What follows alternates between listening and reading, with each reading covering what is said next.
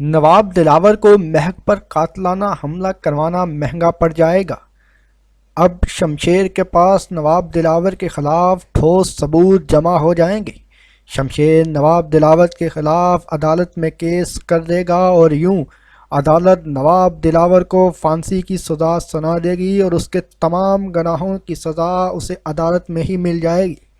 دوسری جانب نواب دلاور اپنے غرور اور انا کے ہاتھوں ہار جائے گا، اور آپ دیکھیں گے کہ شمشیر کی جو بابی ہوتی ہے وہ اپنی بہن کے ساتھ مل کر احسن کے خلاف بھی سازش کرتے ہیں، اور یوں ان کا بھی بانڈا پھوٹ جائے گا اور دارا آخر میں اس کو طلاق دے دے گا۔ اور دوسری جانب اب دیکھیں گے کہ نواب دلاور کو پھانسی ہو جائے گی اور مہک اور دانش کے ہاں ایک چھوٹے بچے کی پیدائش ہوگی جو ایک بیٹی ہوگی۔ مہک اور شمشیر دونوں خوشی خوشی رہنا شروع ہو جائیں گے اور شمشیر کو اپنے تمام گناہوں کا احساس بھی ہو جائے گا۔ ہم ڈرامہ سیریل کیسی تیری خود غرضی کے آنے والے ایپیسوڈز میں یہ جنگ شمشیر اور نواب دلاور کے درمیان جو جنگ چل رہی ہے اس میں شدت آ جائے گی، جبکہ شمشیر کو سب کچھ معلوم ہو جائے گا کہ شیرو کو کسی اور نے نہیں بلکہ اس کے باپ یعنی نواب دلاور نے بھیجا تھا، اور اس سے پہلے بھی نواب دلاور نے مہک کو مروانے کی کوشش کی تھی۔ شمشیر یہ ساری باتیں بیچ پر بیٹھ کر سوچ رہا ہوتا ہے، وہ سی ویو پر جاتا ہے اور تمام باتیں یہی سوچ رہا ہوتا ہے کہ میرا باپ میرے ساتھ ایسا کیسے کر سکتا ہے۔ اس کے بعد مہک کے بارے میں بھی شمشیر سوچ رہا ہوتا ہے کہ شمشیر گھر آتا ہے اور وہ کافی پریشان ہوتا ہے۔ مہک اس سے پوچھتی ہے کہ شمشیر تم اتنے زیادہ پریشان کیوں ہو؟ تو شمشیر پھر اسے بتاتا ہے کہ وہ نواب دلاور یعنی اپنے گھر گیا تھا، اسے جا کر ساری تفصیلات بتاتا ہے کہ کس طریقے سے نواب دلاور نے شمشیر کے ساتھ برتاؤ کیا اور شمشیر کو کیا کیا کہا۔ شمشیر جبکہ اپنے باپ کو یہ کہہ کر آتا ہے کہ اگر آئندہ مہک کے خلاف کوئی سازش کی یا مہک کو قتل کروانے کی کوئی کوشش کی یا مہک کو ہلکا سا بھی نقصان پہنچانے کی کوشش کی تو اس سب کے ذمہ دار آپ ہوں گے۔ لیکن نواب دلاور پر اس بات کا کوئی اثر نہیں ہوتا۔ نواب دلاور اپنی انا اپنی ضد کی جنگ میں جل رہا ہوتا ہے، اور اس کے نزدیک رشتے ناطے اولاد کچھ نہیں ہوتی، اور اس کے صرف اپنی انا عزیز ہوتی ہے، اور وہ صرف خود کو کبھی جھکا نہیں سکتا۔ وہ ہمیشہ خود کو جیتتا دیکھنا چاہتا ہے، اور اسی ہی عالم میں وہ اپنے بیٹے سے ٹکرا جاتا ہے۔ وہ اپنے بیٹے پر ظلم کرتا ہے، اور اس سے پہلے وہ مہک اور اس کے خاندان پر بے پناہ ظلم کر چکا ہوتا ہے، کیونکہ اس سے پہلے شمشیر بھی اس کا ساتھی رہا ہوتا ہے۔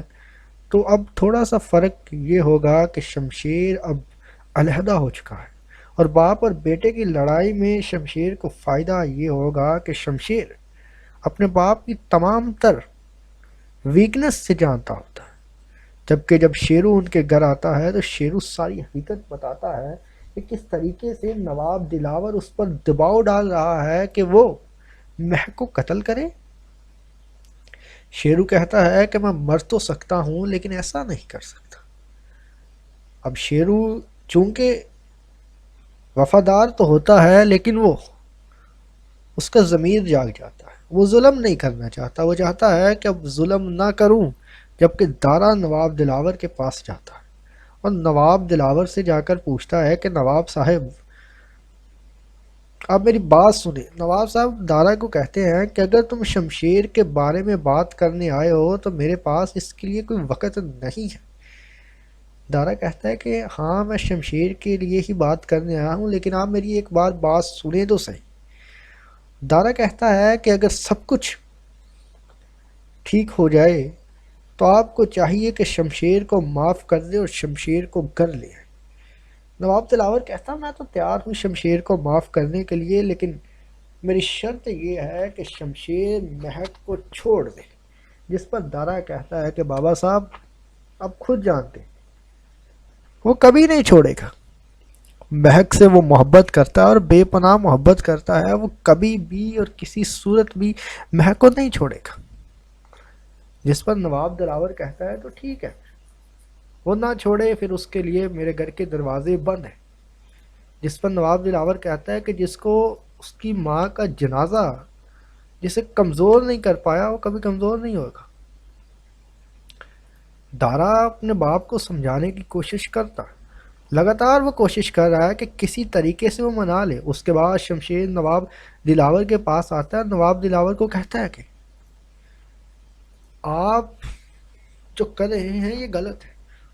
شمشیر نواب دلاور کو کہتا ہے کہ میں مہک سے بے پناہ محبت کرتا ہوں، اور آپ بھی یہ بات واضح طور پر جان لیں کہ میں مہک یہ کسی بھی حد تک جا سکتا ہوں۔ اگر آپ نے کسی قسم کی کوئی شرارت کی یا مہک کے اور ہمارے بیچ آنے کی کوشش کی تو اس کے ذمہ دار آپ خود ہوں گے۔